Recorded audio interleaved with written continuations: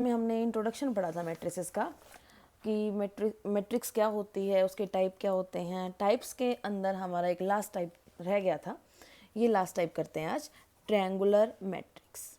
Triangular matrix में बच्चों दो टाइप की मैट्रिक्स आती हैं, अपर ट्रायंगुलर, लोअर ट्रायंगुलर। जैसे मैंने आपको बताया था कि मैट्रिक्स को कुछ इस ब्रैकेट में लिखते हैं, मैट्रिक्स के एलिमेंट को यहाँ पे उसका ऑर्डर लिखा जाता है, ठीक है। जैसे m क्रॉस n ऑर्डर है और उसके मैट्रिक्स के अंदर एलिमेंट कितने होंगे, m इंटू में n, ठीक है। और यहाँ पे उसके एलिमेंट होंगे a11, a12, a13, इस तरह से, ठीक है, an1, an2, इस तरह से एलिमेंट होंगे, ठीक है। चलो बच्चों, मैं एग्जाम्पल लेती हूँ 3x3 मैट्रिक्स का। उस एग्जाम्पल की हेल्प से मैं आपको बताऊँगी अपर ट्रायंगुलर मैट्रिक्स कहते किसे हैं। फर्स्ट ऑफ ऑल बच्चों, जो प्रिंसिपल डायगोनल होता है ना, ये प्रिंसिपल डायगोनल लास्ट वीडियो में मैंने बताया था, ये प्रिंसिपल डायगोनल होता है। प्रिंसिपल डायगोनल के जो नीचे वाले एलिमेंट होते हैं वो एलिमेंट क्या होते हैं, सारे ज़ीरो होते हैं।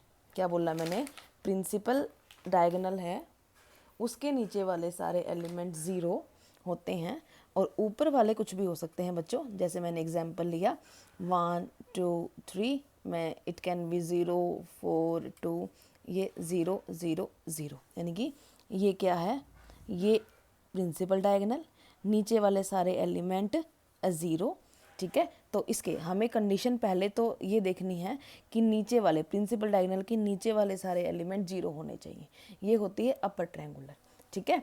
अब मैं बात करती हूँ लोअर ट्रायंगुलर की। लोअर ट्रायंगुलर में क्या होता है बच्चों, कोई भी मैट्रिक्स ले ली मैंने 3x3 की, ये उसका क्या ले लिया, प्रिंसिपल डायगोनल, उसमें जो अपर एलिमेंट होते हैं वो सारे क्या होने चाहिए, ज़ीरो, उसको बोलते हैं lower triangular matrix. Principal diagonal के ऊपर वाले एलिमेंट क्या होने चाहिए बच्चों, ज़ीरो, उसको बोलते हैं हम ट्रायंगुलर मैट्रिक्स। ओके बच्चों, चलिए हमारा जो था कुछ डेफिनेशंस और हैं बच्चों। क्या, कंपेरेबल मैट्रिक्स क्या होता है, comparable matrix, two matrices A is equal to A I J M cross N, कि एक मैट्रिक्स है उसका ऑर्डर क्या है, एम क्रॉस एन, बी दूसरी मैट्रिक्स है उसका ऑर्डर है Q cross R, are set to be comparable only when they are the same order, they are of the same order. देखो बच्चों, दो मैट्रिक्स हैं मेरे पास, जैसे मैंने लिख दिया यहाँ पे, एक मैट्रिक्स ए ये है जिसके एलिमेंट है a11, a12, a21, a22, ऐसे ले लिया बच्चों मैंने, 2x2 की मैट्रिक्स है। फिर मैंने बी ले लिया क्या, b11, b12, b21, b22, ये भी कितने की ले ली, 2x2 की। देखो इस ए आई जे, ये बच्चों कॉम्पैक्ट फॉर्म होती है, ये एक्सपेंडेड फॉर्म होती है, ठीक है। आई जे 2x2 ऐसे लिख पाएंगे, ये है मेरी बी आई जे, ये कॉम्पैक्ट फॉर्म है और ये क्या होती है, एक्सपेंडेड फॉर्म, ठीक है। ए मैट्रिक्स एंड बी मैट्रिक्स, ये दोनों कंपेरेबल कब कहलाएंगी, जब इनका जो ऑर्डर है वो सेम हो। ऑर्डर यहाँ पे क्या है, एम क्रॉस एन, ये मान लो क्यू क्रॉस आर है। कब मैं कहूँगी कंपेरेबल, कब, जब एम क्यू के equal, N is equal to R, ठीक है। तो पहले वाला इंडेक्स पहले वाले के इक्वल, दूसरे वाला इंडेक्स दूसरे वाले के इक्वल, तब मैं क्या बोलूँगी, कंपेरेबल, ठीक है बच्चों। कंपेरेबल मैट्रिक्स में सिर्फ क्या देखते हैं हम, ऑर्डर देखते हैं मैट्रिसेस का, अगर वो सेम होते हैं तो comparable. Okay, next, equality of matrices, two matrix A I J, B I J are set to be equal if, पहली बात तो सेम ऑर्डर, जैसे कंपेरेबल होनी चाहिए, सेम ऑर्डर की होनी चाहिए। दूसरी बात, the element in the corresponding position of two matrices are equal, then A I J is equal to B I J for all I and J. यानी कि देखो बच्चों, जैसे मैंने लिया ये कि मेरे पास ए 2 3 4 ये है, मैंने लिया यहाँ पे 2 बी 3 4, ये ले लिया मैंने। पहली बात तो इनका ऑर्डर सेम होना चाहिए, दोनों का सेम ऑर्डर है तो कंपेरेबल भी हो गई। इक्वलिटी की बात करते हैं कि दो मैट्रिक्स इक्वल कब होती हैं, जब एक तो ऑर्डर सेम हो, सेकंड क्या होनी चाहिए कि कोरस्पॉन्डिंग जो मेरी पोजीशंस हैं वो एलिमेंट भी आपस में इक्वल होने चाहिए। तो मैं क्या कहूँगी यहाँ से, ए 2 होना चाहिए, बी भी 2 होना चाहिए, 3 3 के इक्वल है ही, 4 4 के इक्वल है ही। ऐसा नहीं है कि 4 एलिमेंट में से कोई 2 इक्वल हैं, कोई 3 इक्वल हैं, सारे के सारे एलिमेंट इक्वल होने चाहिए कोरस्पॉन्डिंग पोजीशन के। जैसे मैंने क्या कहा, जैसे ये 1 1 1 है पोजीशन, तो ये भी सेम होनी चाहिए, B1 1, ठीक है, सेम पोजीशन वाले एलिमेंट बराबर होने चाहिए, A11 is equal to B11। Okay बच्चों, क्या बोला मैंने, इक्वलिटिव मैट्रिसेस में ऑर्डर तो सेम होगा ही होगा, कोरस्पॉन्डिंग पोजीशन पे जो एलिमेंट होंगे वो भी इक्वल होंगे। पहली पोजीशन पर पहली रो और पहली कॉलम जहाँ मिलती है वो इस मैट्रिक्स का और इस मैट्रिक्स का एलिमेंट सेम होगा। जैसे मैंने बात की यहाँ पे A12 की, तो यहाँ पे B12, तो ये एलिमेंट भी इक्वल होंगे, A12 is equal to B12। फिर यहाँ पे A21 A22, यहाँ पे B21 B22, तो यहाँ पे A21 is equal to B21 होगा और A22 is equal to B22 होगा।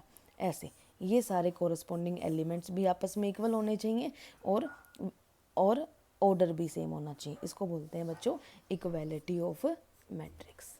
ठीक है, चलिए अब हम कुछ क्वेश्चंस करते हैं, कुछ क्वेश्चंस। चलो बच्चों देखिएगा, if a matrix has 24 elements what are the possible order it can have. देखो बच्चों, मैंने ये कहा था अगर कोई मैट्रिक्स है m क्रॉस n की है तो उसके अंदर नंबर ऑफ एलिमेंट्स कितने होंगे, नंबर ऑफ एलिमेंट्स होंगे इन m इंटू में n, दोनों का मल्टीप्लाई। जैसे 3 क्रॉस 3 की मैट्रिक्स है तो उसके अंदर एलिमेंट कितने होंगे, 3 क्रॉस 3 इज इक्वल टू 9। ठीक है, वैसे इसने बोला है कि there are 24 elements, there are 24 elements, बताओ कितने ऑर्डर की मैट्रिक्स पॉसिबल है। यानी कि ऑर्डर m क्रॉस n आएगा कि ऐसा ऑर्डर कि जिनकी मल्टीप्लाई करूँ तो 24 आ जाए। तो पहली बात, इट कैन बी 1 इंटू 24, ठीक है, 1 क्रॉस 24 की हो सकती है कि एक तो रो हो और 24 कॉलम्स हो। ठीक है, 24 एलिमेंट का मतलब क्या है, कॉलम। 24 एलिमेंट का मतलब क्या है बच्चों, कि मैट्रिक्स में जो m क्रॉस n लिखते हैं, यहाँ पे m और n जो नंबर आएंगे उनका प्रोडक्ट 24 आना चाहिए। तो पहला क्या हुआ, 1 इंटू 24। दूसरी मैट्रिक्स का ऑर्डर हो सकता है 24 क्रॉस 1, जिसमें 24 तो रोज होंगी, 1 क्या होंगे, 1 क्या होगा, कॉलम होगा। ठीक है, 2 से लेको 2 क्रॉस 12 की हो सकती है, 12 क्रॉस 2 की हो सकती है, 3 क्रॉस 8 की हो सकती है, 8 क्रॉस 3 की हो सकती है, 4 क्रॉस 6 की हो सकती है, 6 क्रॉस 4 की हो सकती है। ठीक है, ये सारी मैट्रिक्सेस का ऑर्डर पॉसिबल है क्योंकि इन सभी की मल्टीप्लाई करेंगे तो हमें 24 मिलेगा। ठीक है, चलिए सेकंड पार्ट क्या है इस क्वेश्चन का, what if it has 13 elements. 13 elements, कौन से दो नंबर है जिनका मल्टीप्लाई 13 आता है, सिर्फ दो ही पॉसिबल हैं, क्या, 13 क्रॉस 1 की मैट्रिक्स या 1 क्रॉस 13 की मैट्रिक्स। इसका मतलब या तो वो कॉलम मैट्रिक्स हो सकती है या वो रो मैट्रिक्स हो सकती है। क्या होता है रो मैट्रिक्स, जिसके अंदर एक ही रो हो। कॉलम मैट्रिक्स क्या होते हैं, जिसके अंदर एक ही कॉलम हो। ठीक है, 13 एलिमेंट्स वाली मैट्रिक्स का ऑर्डर क्या पॉसिबल है, वो ऑर्डर है 13 क्रॉस 1 एंड 1 क्रॉस 13 का, क्योंकि और किसी भी नंबर की मल्टीप्लाई 13 नहीं आती। ठीक है, ओके बच्चों, सेकंड क्वेश्चन देखिएगा, in the matrix this right the order of the matrix. ठीक है, ऑर्डर हमें पता करना है। अब मैंने क्या कहा था, अगर कोई मैट्रिक्स का ऑर्डर m क्रॉस n है तो यहाँ पे m क्या है, m क्या है बच्चों, नंबर ऑफ रोज, और n क्या है, नंबर ऑफ कॉलम्स। ठीक है, तो हमें काउंट करना है ऑर्डर के लिए। ये रोज ऐसे देखते हैं, कॉलम्स ऐसे देखते हैं। तो बच्चों ये मैट्रिक्स है, इसका देखो कितनी रो हैं, 1 2 3 रोज हैं, तो m की वैल्यू कितनी आई, 3। कॉलम्स कितनी हैं, 1 2 3 4, तो 4 कॉलम्स हैं, तो ऑर्डर ऑफ द मैट्रिक्स कितना हुआ, 3 क्रॉस 4। ठीक है, और नंबर ऑफ एलिमेंट, अभी मैंने ऊपर वाले क्वेश्चन में बताया था, अगर m क्रॉस n की मैट्रिक्स है तो उसमें नंबर ऑफ एलिमेंट कितने होते हैं, m इंटू में n, तो ये m इंटू में n। ठीक है, तो m इंटू n मतलब 3 इंटू में 4 कितना होएगा, 12 एलिमेंट्स। तो यहाँ पे कितने एलिमेंट्स हैं? 12 एलिमेंट्स। m इंटू में n लिख लो, ठीक है। क्रॉस से हम समझते हैं ये जैसे 3/4 या 3×4 मैट्रिक्स का ऑर्डर ऐसे रीड करते हैं, और 3 इंटू में 4 12 एलिमेंट। काउंट भी कर सकते हो 1 2 3 4 5 6 7 8 9 10 11 12। ओके, चलिए द एलिमेंट्स। एलिमेंट्स देखो बच्चों, A13 का मतलब क्या है? फर्स्ट रो होगी और थर्ड कॉलम होगी। First row third column. तो फर्स्ट रो ये है, थर्ड कॉलम ये है, तो पहला एलिमेंट क्या हुआ? A13 19 हुआ, ठीक है। जैसे मैं बोलती हूँ ना AIJ, आई क्या होता है? ith एलिमेंट, रो ith रो और jth कॉलम, ठीक है। A21 सेकेंड रो फर्स्ट, तो ये जैसे लिखते हैं ना, ऐसे लिखते हैं A11 A12 A13 A14, इस तरह ही लिखते हैं। ये A21 ऐसे ऐसे एलिमेंट लिखते हैं। तो A21 कौन सा होगा? 35 second row first column. 33 third row third column, third row third column क्या है? -5, ठीक है। A24 second row fourth column 12। A23 second row third column 5/2। तो बच्चों ऐसे हम पोजीशंस देखते हैं, ठीक है। लास्ट वीडियो में भी ये स्टैंडर्ड फॉर्म मैंने आपको बताई थी कि first row first column, first row second column, first row third column. ये फर्स्ट रो चल रही है, कॉलम चेंज हो रहा है 1 2 3 4, फिर सेकंड रो चलेगी, कॉलम 1 2 3 4। ओके बच्चों, चलिए नेक्स्ट क्वेश्चन करते हैं। नेक्स्ट क्वेश्चन क्या है बच्चों?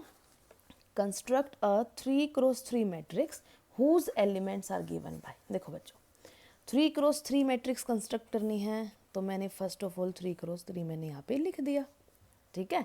तो 3×3 एलिमेंट में एलिमेंट किस टाइप के होंगे? A11 A12 A13 A21 A22 A23 A31 A32 A33, इस टाइप के एलिमेंट होंगे। तो देखो बच्चों, A11 निकालेंगे कैसे? उसके लिए रूल दे रखा है मुझे। क्या रूल दे रखा है? AIJ = I + J।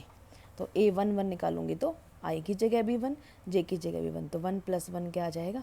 2, ठीक है। तो ये देखो I, ये भी तो I है, ये J तो ये भी J है। जो यहाँ पे एलिमेंट होगा उसको यहाँ पुट कर दो, जो यहाँ पे एलिमेंट होगा उसको यहाँ पुट कर दो, ठीक है। A12 कैसे निकालेंगे? I की जगह 1, J की जगह 2, यानी कि 3, ठीक है। फिर वैसे ही A13 क्या आ जाएगा? 1 + 3 4, ठीक है बच्चों। ऐसे मैट्रिक्स में कंस्ट्रक्ट कर पाऊंगी मेरी क्या? पहला एलिमेंट A11, दोनों को ऐड करना है 2 3 4, 2 + 1 3, 2 + 2 4, 2 + 3 5, 3 + 1 4 5 6। ये मेरी क्या कंस्ट्रक्ट होगी? 3×3 की मैट्रिक्स। ओके बच्चों, सेकंड जो पार्ट है उसमें हमने कंस्ट्रक्ट करनी है 2×3 मैट्रिक्स, ठीक है। यानी कि 2×3 का मतलब क्या है? 2 तो रोज होंगी, 3 कॉलम्स होंगी, ठीक है।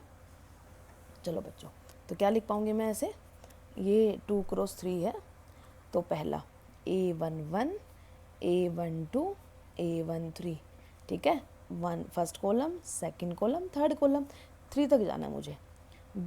सॉरी A21 A22 A23, तो रोज भी कंप्लीट होगी 1 2, तो 2×3 की। तो मुझे ये एलिमेंट चाहिए।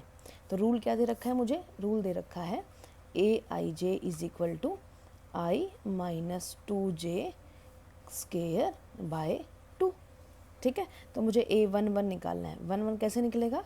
I की जगह 1, J की जगह भी 1, 1 2 × J 2 × 1 स्क्वायर बाय 2। क्या लिख पाऊंगी? 1 - 2 -1 का स्क्वायर बाय 2, इसका मतलब क्या आ जाएगा? 1/2। तो पहला एलिमेंट क्या है बच्चों? 1/2, ठीक है। अगर मैं A12 लेना चाहूँगी तो क्या आएगा? I की जगह 1, J की जगह 2, इसका स्क्वायर बाय 2, यानी कि 1 - 4 -3 -3 का स्क्वायर 9। ये कैसा सेकेंड एलिमेंट क्या आ जाएगा? 9/2। ऐसे ही थर्ड A13 क्या आ जाएगा?